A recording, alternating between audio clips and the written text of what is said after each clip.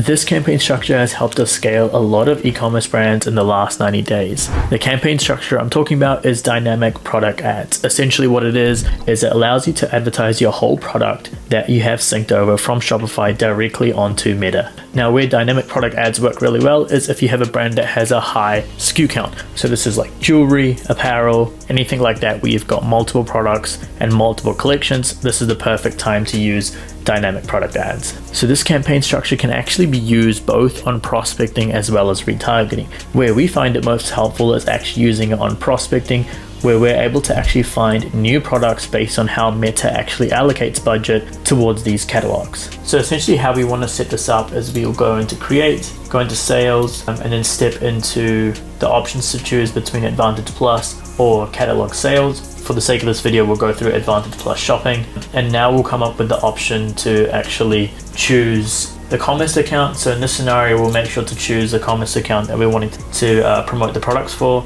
So in this case, it would be whatever your brand is. We want to make sure it's got website plus shop enabled. Then navigate over towards the next page where you can actually go on the ad level metric and choose which product set you want to look at marketing. So we'll have a bunch of product sets, and these product sets basically resemble what type of collections you've got available on Shopify. So this could be either your top sellers, it could be, shorts, shirts, depending on what type of brand you've got. You want to make sure you've got all your products into certain collections, and those collections can automatically be synced into Shopify. So for the first test, what I like to do is make sure we test out best sellers. So you go ahead and click best sellers, and that way you set up each collection here, each ad as its own collection.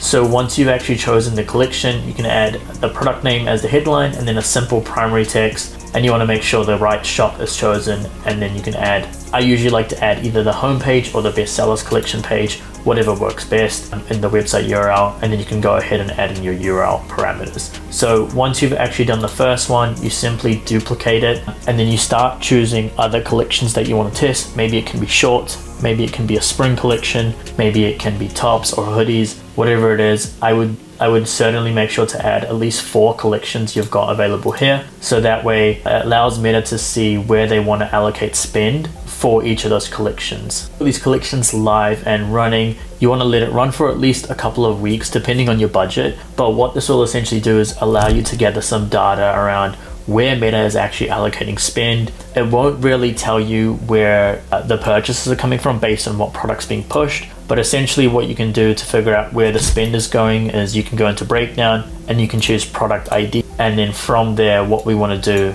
is we want to filter by amount spent. Once we've filtered by amount spent, we'll be able to see what type of products are actually being pushed by Meta. And then essentially what you want to do with this data is take it all, export it into an Excel spreadsheet, and then pull up the Shopify dashboard and go into the product breakdown on Shopify and look at the amount spent on Meta, and then look at the amount of purchases driven for each of those products. And you can kind of figure out the rough return on investment of what that would look like. I'll walk through a quick example of how you can actually set that up, but it's fairly straightforward. So what we want to do in Excel is just have 3 columns set up. So you can have your product, your spend, the return on investment. Essentially, the products available here are all exported from Meta here. You want to just take, whatever time window, ideally last 7 days is good enough, or last 14 days. Take all the top spending product SKUs here. So in this case, it could just be hoodie V1, V2, shorts V1, V2. As an example, write down all the spend and then go on to Shopify,